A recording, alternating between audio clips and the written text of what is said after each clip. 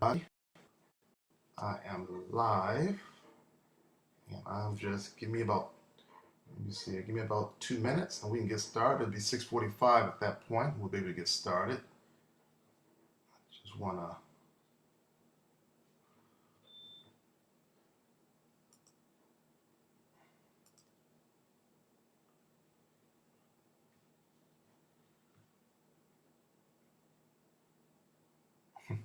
Hey Ingrid, you said help now. Hello.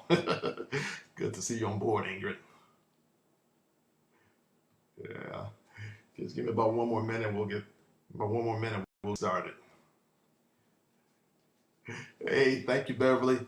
I think I'm gonna keep the beer for a while. I'm sort of liking it right now. I'm gonna see how long it how long it'll last, but I'm sort of liking it right now. So I'm gonna keep it for a while, Beverly. I don't know what I'm gonna do about the top of my head. Guess I'm gonna try to let it grow out, but it's sort of thin at the top right now. So we'll see. I might just get some clippers and just cut it all off myself, but we'll see. All right. Um, give me one. Give me 1 second, people. Give me 1 second, and we'll get started in 1 second.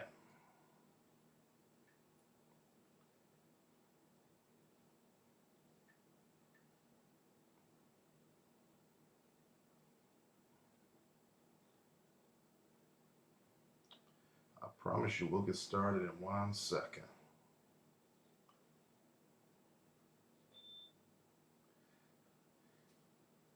All right, we'll go ahead and get started. We'll go ahead and get started right now.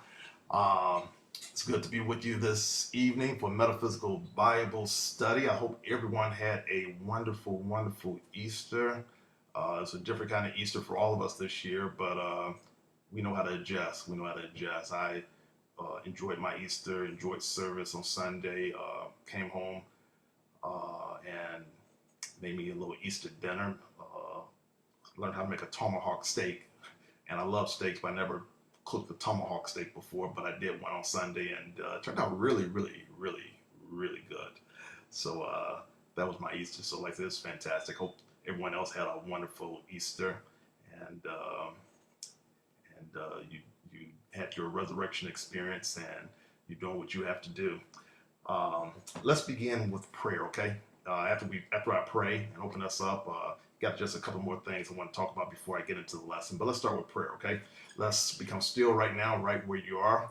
And as we become still right now, we simply say thank you, Father, Mother God, for another glorious day that you have given us, Father. We look at this day, we move in this day, and we breathe in this day, knowing that there is a lot of good in this day, Father, and we take it upon ourselves to reap the good of this day. And wherever we look, we see you, God. We see you in the sky as the sun. We see you in the sky as clouds. We see you, God, as other people. We see you as movement in the universe, Father. We give thanks right now for this day that you have given us. We shall rejoice in this day, and we shall always be glad in this day and in every day. We thank you, God, for this and for so much more. And so it is. Amen.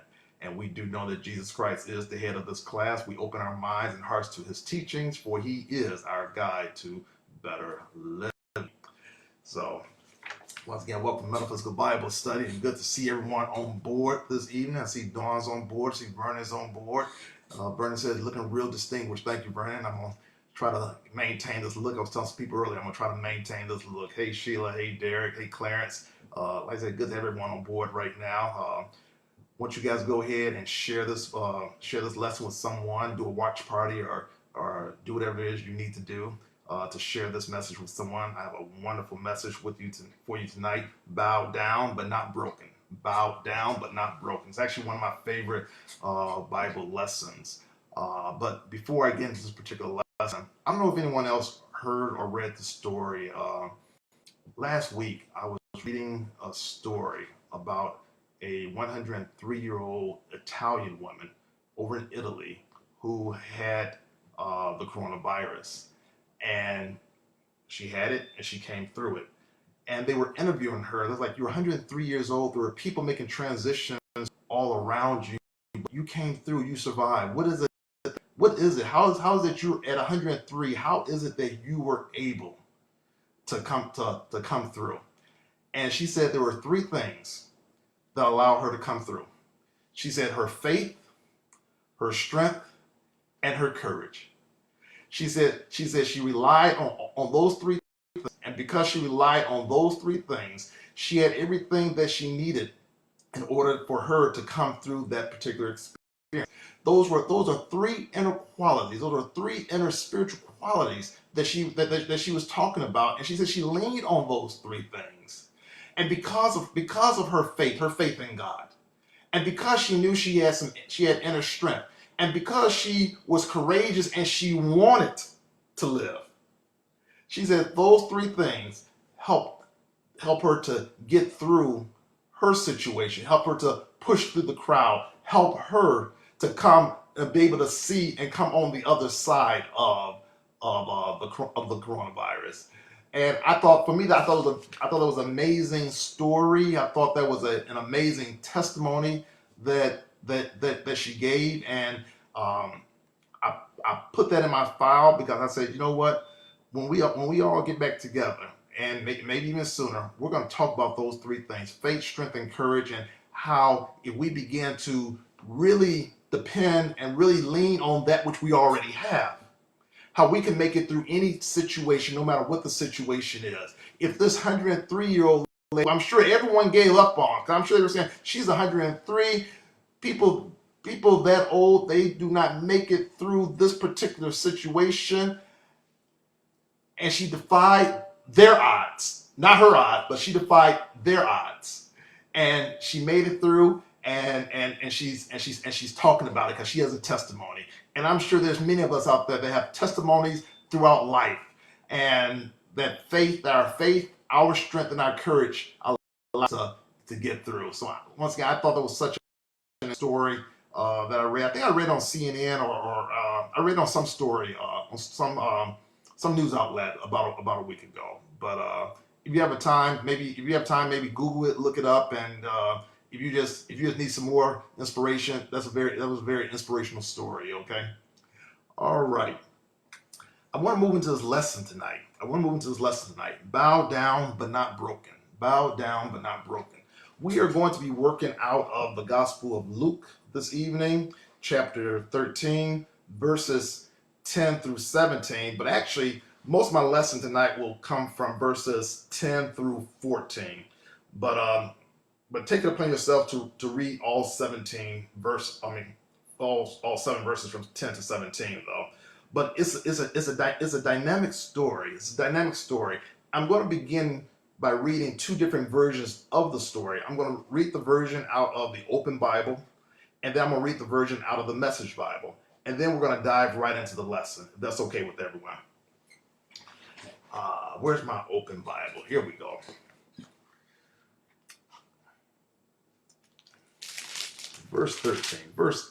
Chapter 13, verse 10. It deals with, let me just give you a little summary first. It deals with Jesus going to the synagogue, and there's this woman who was crippled for 18 years. She was bent over for 18 years. She was bent over for 18 years, and Jesus was teaching in the synagogue, and this woman who was bent over for 18 years and had this infirmity. Jesus saw her. Jesus called out to her, and Jesus laid hands and told the lady to stand up, and she received her healing. So that's just a summary, but I want to read it first, though, from the Open Bible. It says, "Now he was teaching in one of the synagogues on the Sabbath. And behold, there was a woman who had a spirit of infirmity 18 years, and was bent over and could in no way raise herself up.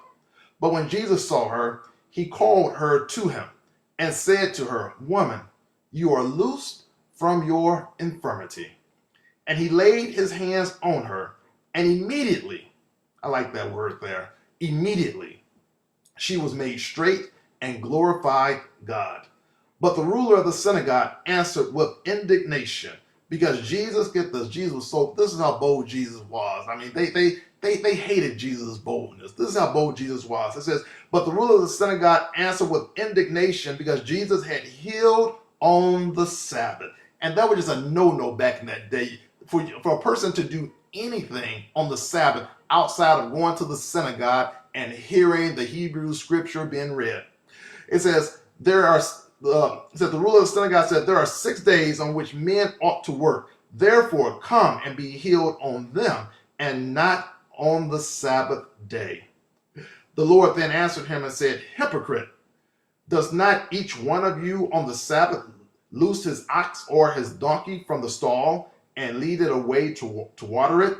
So ought not this woman, being a daughter of Abraham, whom Satan has bound, think of it, for 18 years, be loosed from this bond on the Sabbath?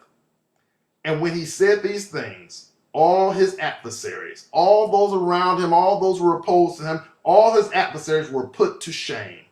And all the multitude rejoiced for all the glorious things that were done by him. I love that story.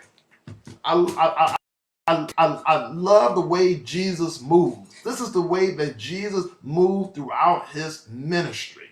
I want to now read to you from the Message Bible. Same thing, but I love the way the Message Bible puts it. And then like I said, we'll do a deep dive. The Message Bible puts it this way. The Message Bible says, he was teaching in one of the meeting places on the Sabbath. There was a woman present, so twisted and bent over with arthritis that she couldn't even look up. She had been afflicted with this for 18 years. When Jesus saw her, he called her over. Woman, you're free. He laid hands on her, and suddenly she was standing straight and tall, giving glory to God. The meeting place president, furious because Jesus had healed on the Sabbath, said to the congregation, 6 days have been defined as work days. Come on one of the six if you want to be healed, but not on the seventh, the Sabbath. But Jesus shot back, you frauds. Each Sabbath, every one of you regularly unties your cow or donkey from its stall, leads it out for water, and thinks nothing of it. So why isn't it all right for me to untie this daughter of Abraham and lead her from the stall where Satan has had her tied these 18 years? When he put it that way, his critics were left looking quite silly and red-faced. The congregation was delighted and cheered him on. So that's out the Message Bible. I love the way the Message Bible put it, but I also love the way the Open Bible, which is the first one I read, puts it. Once again, Jesus always did some work on the Sabbath. Jesus always got people upset with him because of the work that he was doing on the Sabbath.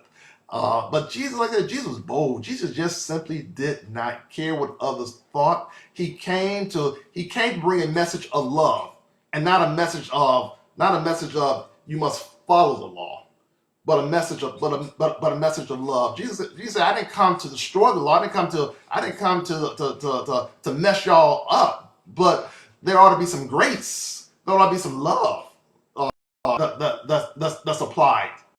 So our lesson today is bow down but not broken. Our main point that I want to get across today is we should be more active in our mission and expect results.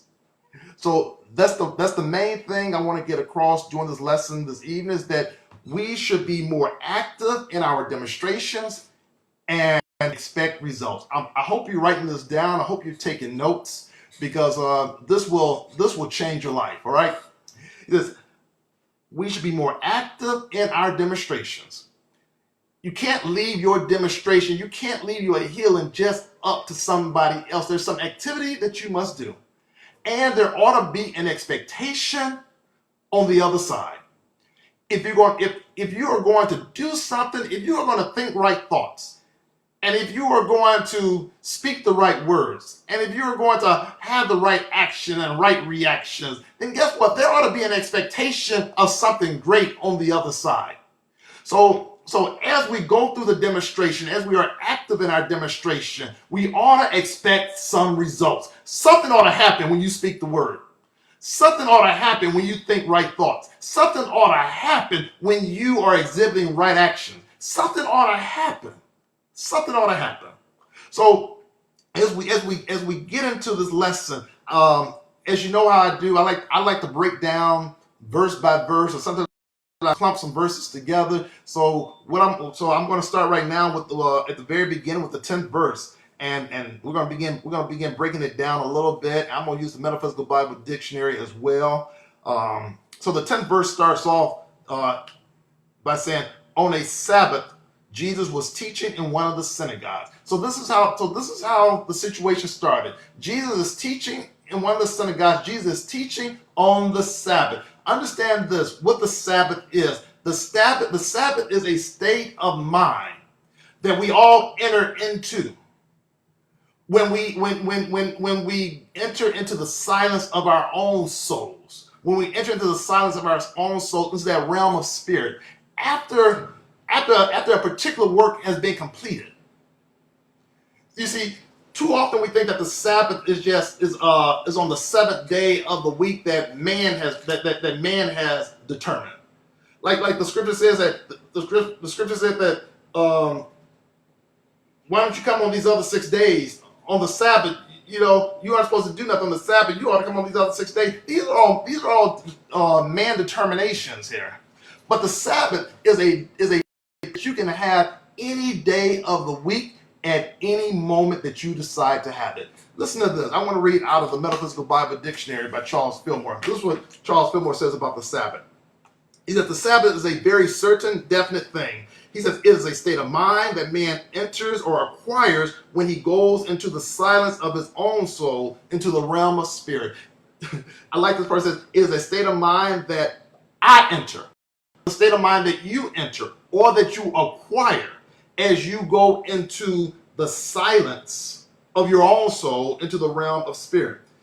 He goes on, he says, when man lays hold of the indwelling Christ, the Savior, he is raised out of the Adam consciousness into the Christ consciousness. So you're moving out of mortal consciousness into the Christ consciousness. You're moving into your higher state of consciousness when you enter into the Sabbath. Just a little bit more. He says, man shows his ignorance and limits his happiness by confining the Sabbath. I love this. I love this. Listen. He says, man shows his ignorance and limits his happiness by confining the Sabbath to any one of the days of the week. He shall learn to read the Bible in the spirit and pay less attention to the letter of it. I can enter into a period of silence. I can enter into a period of rest where I rest on the ideas of God. I can enter into this period any day and at any time of the week. It does not, let me not wait till Sunday to glorify God. Let me not wait till Sunday to have that connection with God. Let me not wait till Sunday. Let me have a Sabbath every single day. Let me have a Sabbath, a day where I can go into my own soul and have a period of rest where I rest. Get this.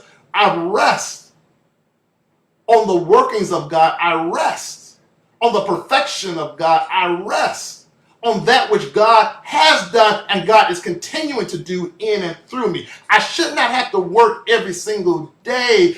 There should come a period there should become a period in all of my activity. Let me put it that way. There should come a period in all of my activity where I can go within and rest on knowing that God is moving. God is moving. God is moving. The perfection of God is moving in my life. The perfection of God is moving on this idea that God has given me. I have done the work that I am supposed to do. Let me rest knowing that it is already done. We're talking about the Sabbath. So let me not wait till Sunday in order for me to have a Sabbath experience. I can have a Sabbath experience any day of the week at any particular time. All right. Come on. I just want to read one more thing about the Sabbath, and then I'm gonna finish that particular verse. The Metaphysical Bible Dictionary says, in the true Sabbath, our souls are turned upward to God every moment, and we are ever ready to acknowledge his holy presence in our heart and life. In the true Sabbath, my soul is turned upward to God at every moment, and I am ready to acknowledge his holy presence. So that is the Sabbath. Let me see, once again, why should I wait till Sunday The day that the day that we have set aside. Why should I wait till Sunday for my soul to look upward to God? Let my soul look upward to God every single day. Let me have my Sabbath every single day. All right? Come on. So right now, Jesus, it says on the Sabbath, Jesus was teaching in one of the synagogues. He was teaching in one of the synagogues. The synagogue was a small chapel that the Jews went to hear the Hebrew scriptures being read, or if you were a rabbi, you were allowed to read the Hebrew scriptures. So one or the other. If you were not a rabbi, you would go to the synagogue and you would hear the Hebrew scriptures being read to you, or if you were a rabbi, you were allowed to read the Hebrew scriptures. But understand this: in the synagogues, there was always a stream of people coming in and out of the synagogue. The important part right now is this: you got Jesus who's teaching in the synagogue on the Sabbath. Remember, for our purposes tonight, the Sabbath is that place of connection with God. All right? So Jesus is at that place of connection with God. He's teaching in the synagogue is a place where there's a stream of people going in and out. Understand, metaphysically, when we are talking about people, we are talking about thoughts. So the synagogue for us represents a state of mind where thoughts are going in and out. It's a stream of thoughts, stream of people going in and out of our minds. Jesus in the synagogue on the Sabbath, connected to the Father, looking upward and has this connection. You have the Jews who are coming in and out of the synagogue. So you have these stream of thoughts, all kind of thoughts, going in and out. My question for you is what are your stream of thoughts? What's going in and out of your mind? And are those thoughts focused upward to the holy presence within inside of you? Or are those thoughts focused outside, wondering what's going to happen next? The next news story. What are your thoughts focused on? We all have these streams of thoughts. So our job is to do this with these streams of thoughts that's coming in and out of our own synagogue, that's coming in and out of our own mind, is to make sure that those stream of thoughts are in alignment with our highest thoughts, with our God thoughts. Jesus represents the Christ. So making sure, Jesus in the synagogue, making sure that as we allow the thoughts to go in and out of our mind, that they are in alignment with the Christ, with our highest self. With our highest self. And if they are not, then our job is to do this. Our job is to now claim dominion over any thought that's not in alignment, and begin to transform that thought. Begin to transform that thought. For if a thought is not in alignment, does not measure up to the divine standard, then your job is to transform that thought. And one way that we transform that thought is by number one, through the power of denials, denying that there's any truth that exists in this particular thought, and begin to affirm that which is true about yourself, about the situation, and making sure that those thoughts are in alignment with the Christ standard. All right? Are we good? So, get this. I'm going to move to verse 11 now. Verse 11. It says, and a woman was there who had been crippled by a spirit for 18 years. She was bent over and could not straighten up at all. This woman with the infirmity, she was bowed down. She was bent over. This woman with this infirmity is bowed down and bent over.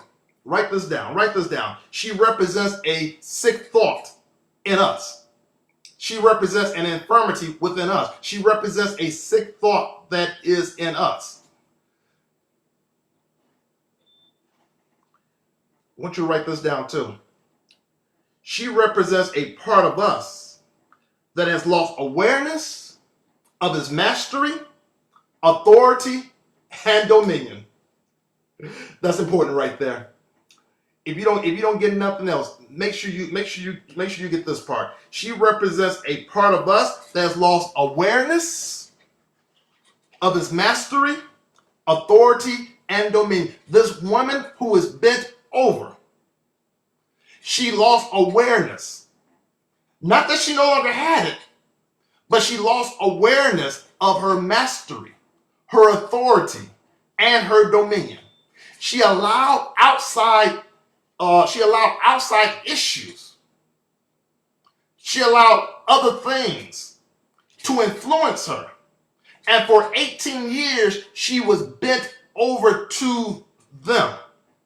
She lost awareness that she was made in the image and after the likeness of God. And because you're made in the image after the likeness of God, you also have the same power, the same authority, and the same dominion. Because everything that's true about God is also true about you. But she lost awareness of her mastery. She didn't know that she could speak to herself. She didn't know that she could lift herself up. She didn't know there was a power inside of her that was greater than any of the situations that was going on outside of her. She lost total awareness of that. Have you lost awareness of something? Have you somewhat forget that you have power, mastery, and dominion? We're all going through somewhat of the same situation right now.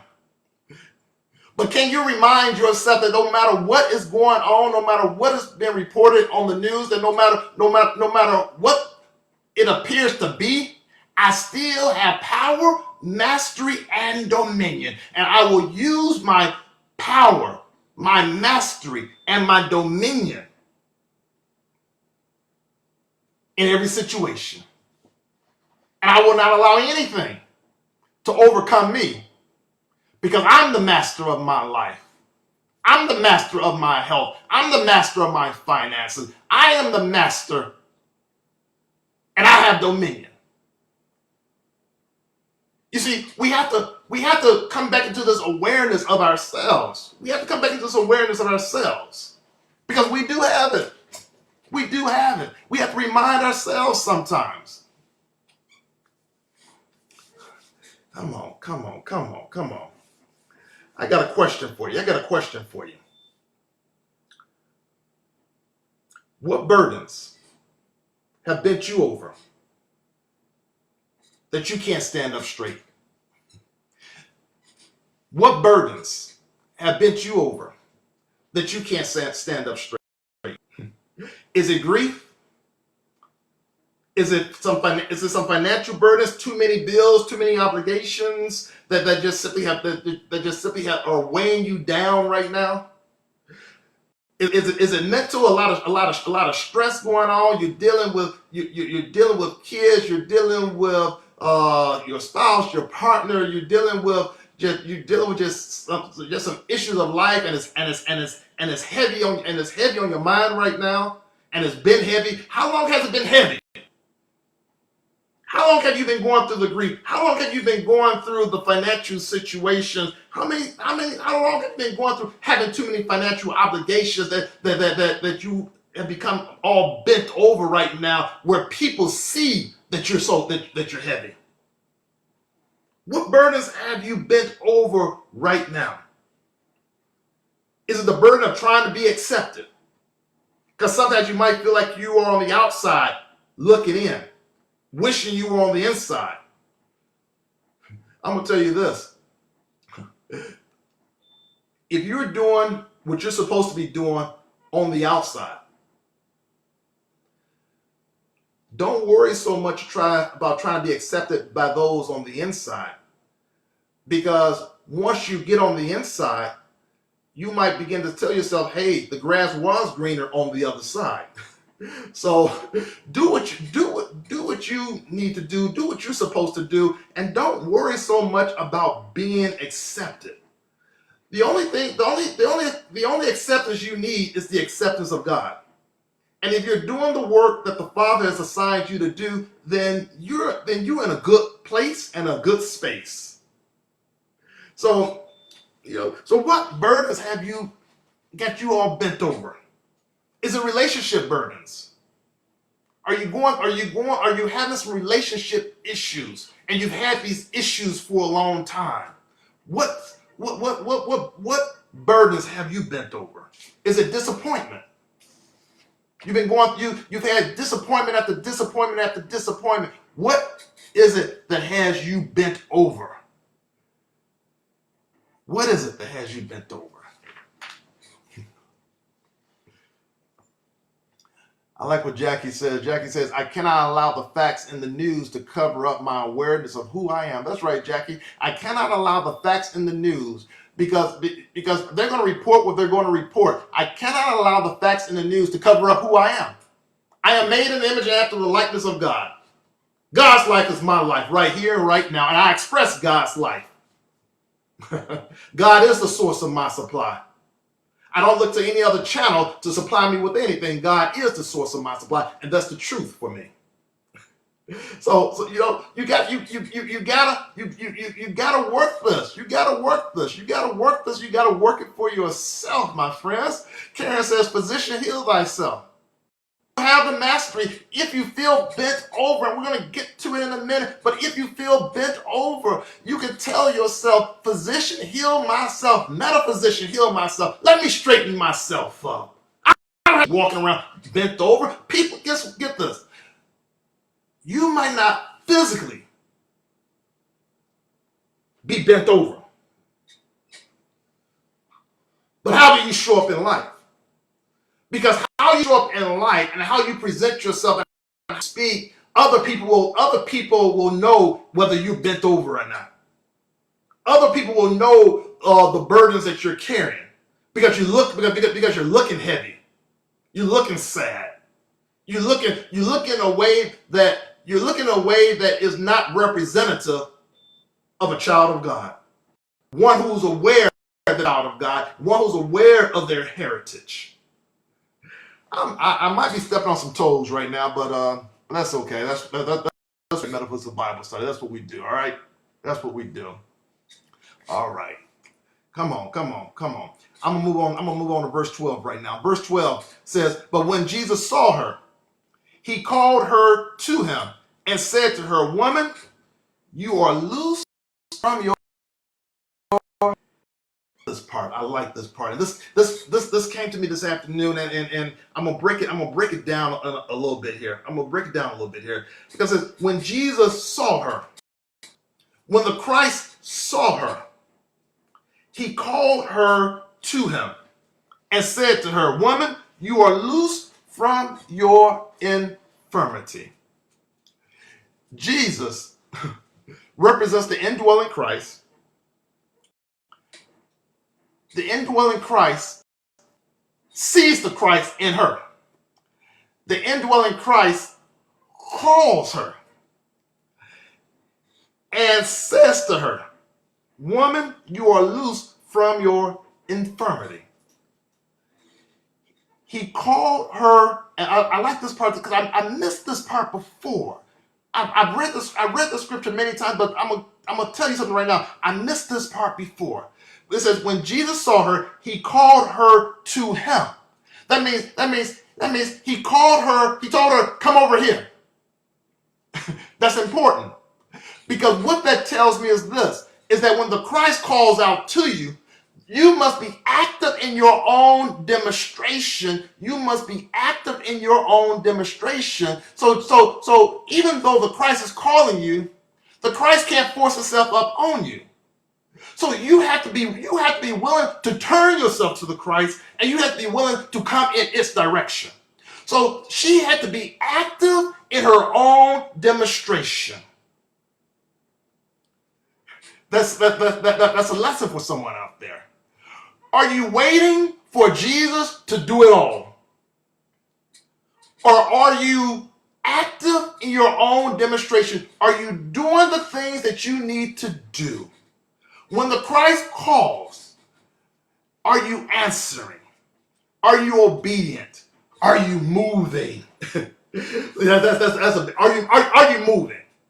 Are you moving? Are you moving?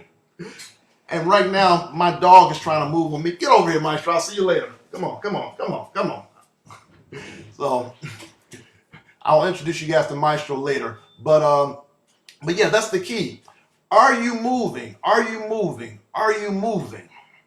Come Come on. Get this. So Jesus called her. And when he called her, remember, Jesus represents the Christ. So the Christ called with a strong word of authority. When he called her over to him. The Christ called with a strong word of authority. When you speak, my question for you is, when you speak, is there authority in your voice? When you speak, is there authority in your words? When you speak to yourself, I'm not talking about speaking to nobody else. When you speak to the universe, or when you speak to yourself, is there authority in your words? Get this. Jesus declared that the soul that had been bound was now to be loosed and to set free to express its highest nature and care. The soul which had been bound by financial difficulties. The soul which had been bound by not being at peace. The soul that had been bound by relationship issues. The soul that had been bound by sick thoughts. The soul that had been bound was now being called to be loose. She said, you don't have to go through it no more. Yeah, you've been going through it for 18 years, but you don't have to go through it no more. You don't have to go through it no more. And this is how instant it can happen. Get this. This is how instant it can happen. It says, and he laid his hands on her, and immediately she was made straight and glorified God. This is how immediately it can happen. Don't think it has to take forever. Don't think it has to take a year or 5 years or 10 years for you to get yourself straight. You can get yourself straight right now. You can get yourself straight right now. Whatever the burdens are that get you bent over, you can begin to speak the word to yourself with authority, reclaim your mastery, reclaim your dominion, and begin to lay hands on yourself, begin to lay hands on your own thoughts, and begin to straighten yourself up. It can be as quick as you laying hands on yourself. Mentally, it can happen like that. It can happen like that. It can happen like that. That's what I love about Jesus. Jesus wasn't pussyfooting around about nothing. When Jesus spoke, it happened. Same thing with you. When you speak, it can happen. But you have to speak from that part of you that knows your mastery. You have to speak from that part of you that knows your dominion. You have to speak from that part of you that knows you have that knows you have authority. That knows you have authority. Come on, come on, come on, come on, come on, come on. Come on. Let me just trying to see if anyone had any comments on or any questions. So we're good. We're good. We're good. So it says in verse, and he laid his hands on her, and immediately she was made straight and glorified God. So this woman who was healed after years of subjection to some idea, subjection to some belief.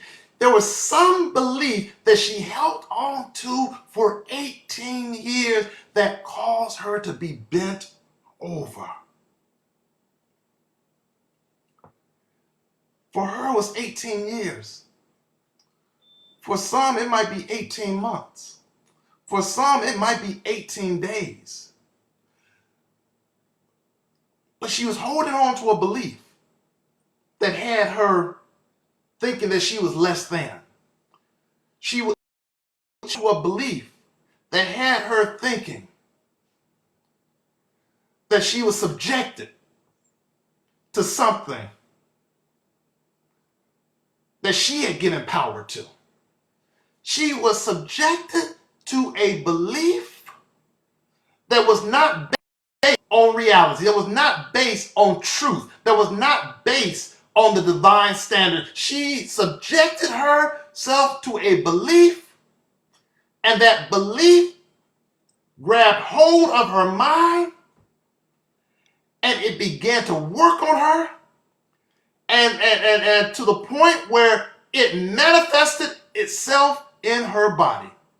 And for us, remember, whenever we talk about body, we're not just talking about your physical body, but when we talk about body, we are talking about your life, your world, and affairs. Your finances be body. Your relationships could be your body. It does not matter. What we are talking about body, we're talking about your life, world, and affairs. Is there some belief that you are continuing to allow yourself to be subjected to, and it does not measure up to the divine standard? It does not measure up to the truth about God. And if it does not measure up to the divine standard, if it does not measure up to the truth about God, then guess what? It does not measure up to your highest self, and you no longer have to experience that. You no longer have to experience that.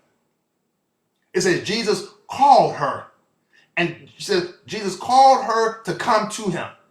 There is something inside of you, there is something inside of me, there is something inside of us that is greater than anything we can ever imagine, that is calling us to some higher ideals, that's calling us to some bigger dreams. Calling us to greater in life. Inside of us is no longer continue living the life that you have been living, that you can do something different. Hold on one second, folks. Move, Maestro. Move. I apologize for my dog once again. I saw my screen going out and going black on me there, so I was afraid he was unplugged. Anyway, we're good.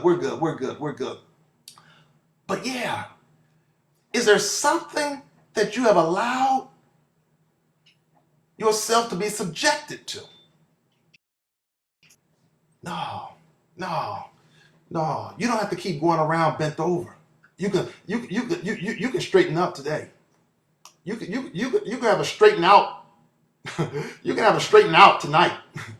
You can begin to speak to yourself. Begin to speak to the situation, and say, no, I gave you too much power.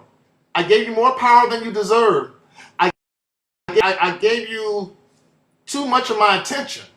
But I'm taking back my authority now. I'm taking back my power now. I'm taking back my mastery now. I'm taking back my dominion now. Because in the beginning, in Genesis, God said that I am placing you here, and I'm giving you naming power.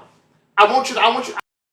I name all the animals. I want you to name everything. And then God gave us naming power.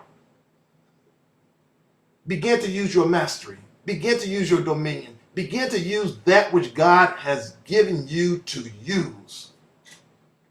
Come on. Let me read this. Jesus understood what was in the power of the word. Jesus understood in the power of the word that helped this woman to release 18 years of fixed and hard and belief, crippled her mind, her body.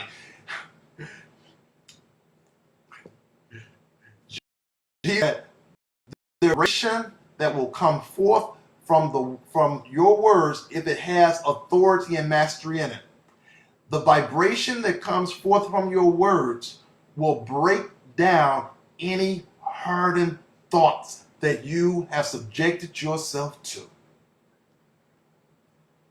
The power that comes from your words, the authority, the mastery and dominion that comes from your words can break down any hardened thoughts or beliefs that you have subjected yourself to. I read to you earlier, or told you earlier about the 103-year-old lady over in Italy who said that she got through with her situation with faith, strength, and courage. Faith, strength, and courage. I just know, I just believe that she spoke to the situation and said, and as she spoke to the situation, she said that you are not bigger than me, I am bigger than you. You are not My God is all that I see, and I trust God to get me through this, because after 103 years, this is not the first challenge that I've been through, and that God has brought me through. So I just in my own mind, I just know that this lady, this 103-year-old Italian, she was able to speak to the situation, and because she knew there was mastery, authority, and dominion, and she wasn't going to give in to it. Same thing with us. Same thing with us. I don't care how long those thoughts have been in your mind. You don't have to keep them there. You can think a new thought any day that you decide to, at any moment you decide to. You can accept a new belief. You don't have to hold on to the same beliefs because grandmother had those beliefs, or because your mother had those beliefs, or because your church had those beliefs. You don't have to hold on to those beliefs, especially if they are not in agreement with your higher self. A lot of times we hold on to beliefs, and many of us have held on to beliefs for more than 18 years, like this woman. Many of us have held on to beliefs for 20, 30, 40, 50 years, even though our higher self has been trying to get through to us and been trying to tell us, I have something greater for you. You don't have to be bound by somebody else's opinion. You don't have to be bound by someone else's belief about you. You don't have to be bound by someone else's attitude about you. Free yourself. Free yourself of the infirmity. Those hardened beliefs that you have allowed to remain in your mind and control your life, and has allowed you to be bent over. You weren't meant to be bent over. You were meant to be straight. You were meant to walk proud. You were meant to walk with authority. You were meant to walk with mastery. You were meant to do great things. You were meant to express the Christ within inside of you. You are meant to lay hands on yourself if necessary, and lay hands on other people. I'm gonna wrap it up with this. I'm gonna wrap it up with this. What are you demonstrating? What are you demonstrating? Jesus always got demonstrations, and he always expected his followers to have demonstrations. Jesus just didn't come to do the work that he did, and for us not to take up the mantle. Jesus came, showed us how to do it, and there was an expectation on Jesus' part. The expectation is that as I show them how to do it, I expect them to have some demonstrations. But Jesus said that these things that I do, you shall be able to do even greater things. What are you demonstrating? What am I demonstrating? That has to be my question. That has to be the question for me for this week. What am I demonstrating? Am I demonstrating the health of God? Am I demonstrating the prosperity of God? Am I demonstrating the peace of God? What am I demonstrating? If I am not demonstrating God, then I need to do something different. I need to do something different so that I can begin to demonstrate from my highest self, from my God self. So the question for me this week is, what am I demonstrating? What are my thoughts? How are my thoughts coming forth? What's coming out of my mouth? What am I demonstrating? I'm a truth student. Let me demonstrate truth. Let me speak truth. Let me think truth thoughts. Let me see truth. There's a power in all of us called the Christ, and is capable of freeing us from any limitation and from any bondage. Our job is to straighten up. We don't have to walk around bent any longer. I don't care how heavy the burden seemed to be. You don't have to carry it. You can change right now, right where you are. You can speak yourself. you can reclaim your mastery. You can reclaim your dominion. You can reclaim your authority. And when you reclaim it, walk in it, be in it, the world know who you are. And you don't have to go let the whole world know who you are. You don't even have to go around telling them who you are, but how you show up.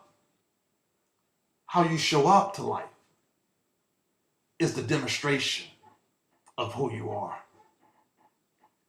So don't show up bent. Show up straight. Show up powerful. Show up as a master. Show up the way that God created you to show up. And when you show up, go on and show out and show the world what God is doing in and through you. God bless. That's my lesson for tonight. I hope you got something out of it. I hope you shared this lesson with some others. I hope you took some very good notes. I'm enjoying coming to you every Tuesday. I really miss everyone. Wish we were back together, but we'll be back. We'll be back together soon. We really will. We will be back together soon in person, and I can feel your energy in the room, and you'll be able to feel my energy in the room right now. I'm feeling your energy, and that's good for me right now. That's good for me right now. And I just need to know that you are good. All right. Once again, if you want to make a contribution, if you want to send in your tithe, your offering, you can always go to our website, www.empowerliving. www.empowerliving.org. Donate care of that.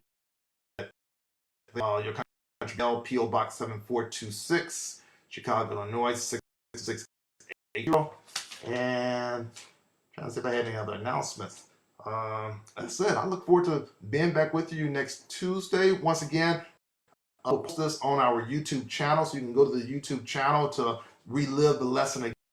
Those that are not on Facebook, reach out to them. They can go to the channel so lesson. YouTube is open to every day. Remember, you don't have to join. You just go to just Google in YouTube channel and the Empowerment Center and go right there and get the lesson. Next week, actually, I'm gonna try to for those who are not on Facebook, I'm gonna try to do Facebook Live and YouTube Live. So those who are not on Facebook, they can watch us via YouTube, the YouTube channel. Okay, but it has truly been a joy being with you this evening. I want to close with prayer. If you have any questions, throw some questions up, and if I don't catch the questions the day of, then I'll read through the comments and I will try to address the questions next week. Okay, so one way or another, I'm gonna try to address any questions you might have. Okay, let's turn within right now. And as we turn within right now, Father, Mother God, right now, I thank this opportunity right now that we as a family of love, we as a spiritual community can come together this way to commune with each other and to learn in this way. For this is a God idea. And God, we thank you for every single idea. And we know together the light of God surrounds us, the love of God enfolds us, the power of God protects us, the presence watches over us. Wherever we are, wherever we go, God is, God is, God is. I love each and every one of you. Look forward to seeing you next Tuesday. Same back time, same back channel. Maestro, where are you? Get up here. Come on. See Maestro before you get off the line. Come on, Maestro. Get up here. Come on. Come on, boy.